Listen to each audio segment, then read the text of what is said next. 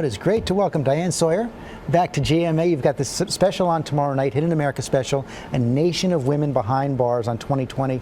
And this is an 8-month investigation. You went to prisons, and you and your team to 4 different prisons across the country.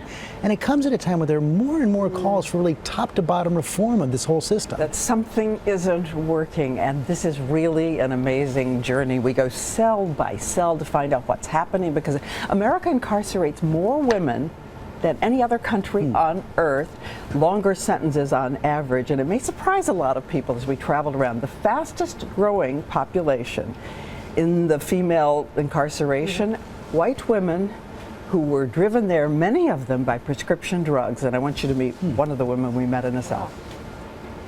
Watching you on Good Morning America, I was thinking about that today. I was like, every morning, that's who you and Charlie, every morning, that's who I watched, getting ready for work and getting the kids' lunches back. A loving husband, 3 kids, a good job. As the manager of a car company, she was a little league mom.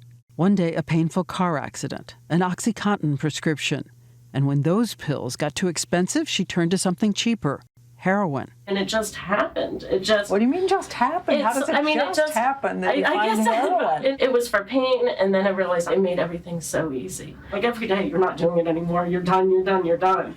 Until you're the next morning and you start feeling sick.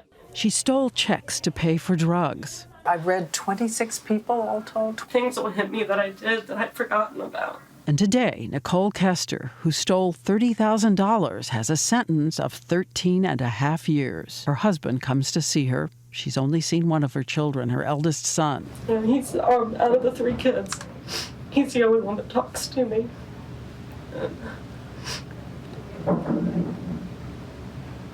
But I mean, I ruined their lives. And I'm no different than any other woman here. None of them. And again, she asked the question, could it be anybody? Could it be any person on the street in the suburbs? And the real question, 13.5 years for her, but you're going to meet other women whose stories simply confound you, because you walk in thinking one thing, you walk out having to think deeply about something else. And we're going to be raising these questions. Also, orange is the new black, as we know. Exactly. And you will see what it is like inside prison. You will see this incredible daily duel about contraband, getting it in, and how do they get in what they get in. And I think people are going to be surprised, Diane, how young these women are. And you found the youngest woman who's on death row here in this. Yes, because they pose, these youngest women on death row, we have the 3rd youngest and the youngest, pose really difficult questions about what do you do with a life. You can meet them now. Do you call it death row? No, we call it life row. It's life row. Mm-hmm. Life row? Mm-hmm. Why? Because we're not dying, we're living. Do you ever think I might never leave here? No. Do you ever think I might be executed? No. You can't have that mentality, because that means you've accepted You've already this. died. You've already died. Yeah, you You're cannot already have dead. that mentality. And again, you'll hear their entire story tonight and think about what you would do about them as well. They talk so freely and openly. They seem like they just really want to share their story and let people know what it's like. I think they want to raise a lot of questions. Yeah. They asked some direct questions of me, which really took me by surprise, and I think Yeah, they will definitely know too. you. We want to see a lot of that tomorrow night.